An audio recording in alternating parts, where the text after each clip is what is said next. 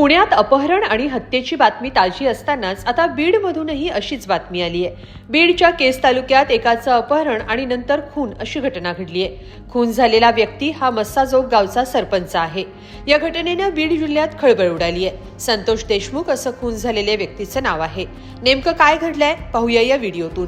बीड जिल्ह्यातल्या केस तालुक्यात मस्साजोग गावच्या सरपंचांचं अपहरण करून खुनाची घटना घडली आहे। संतोष देशमुख हे मस्साजोगचे सरपंच आहेत।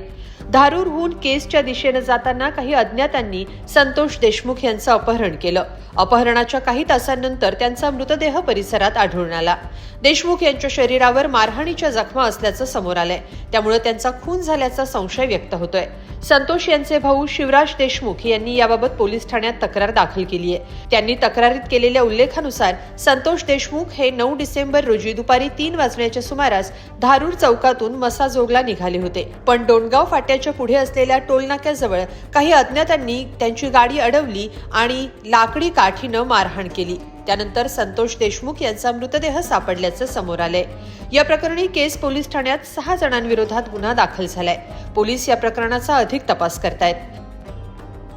दरम्यान या घटनेनंतर बीडचे खासदार बजरंग सोनावणे यांनी मात्र संतप्त प्रतिक्रिया दिली आहे। या घटनेला राजकीय वळण नाहीये, पण राजकीय शक्तींचा हात यामागे असल्याचं खासदार सोनावणे यांनी म्हटलंय।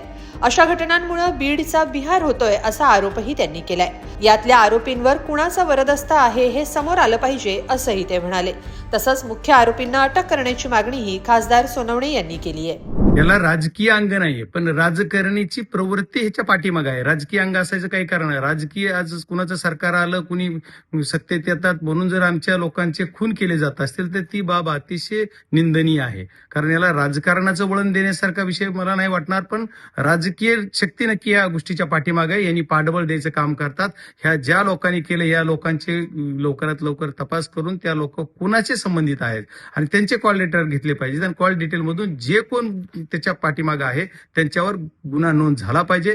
302चा गुन्हा होईल, खंडणीचा गुन्हा होईल, पण जे कोणी पाठीमागे आहेत आमच्याकडे खोटे गुन्हे केले जाते त्या खऱ्या गुन्ह्याला तरी न्याय बीड जिल्ह्यात एसपी आणि पोलीस यंत्रणा देणार का, हा माझ्या तुमच्या दृष्टीतून मला महत्वाचा प्रश्न विचारायचा। मला याच्या पाठीमागे कोण आहे असं आज प्रथमदर्शी मी दिल्लीत आहे। आज मी महाराष्ट्रात पण नाही किंवा माझ्या जिल्ह्यात पण नाहीये। मी आज सेशन चालू असल्यामुळे इथे दिल्लीत आहे, त्याच्यामुळे मला याच्या पाठीमागे कोण नाही, पण ही एवढी कुणाची ताकद वाढती म्हणजे ही कसं एवढी डेअरिंग यांच्यात येते या लोकांमध्ये की डायरेक्ट उचललं जात आहे दिवसा दुपारी।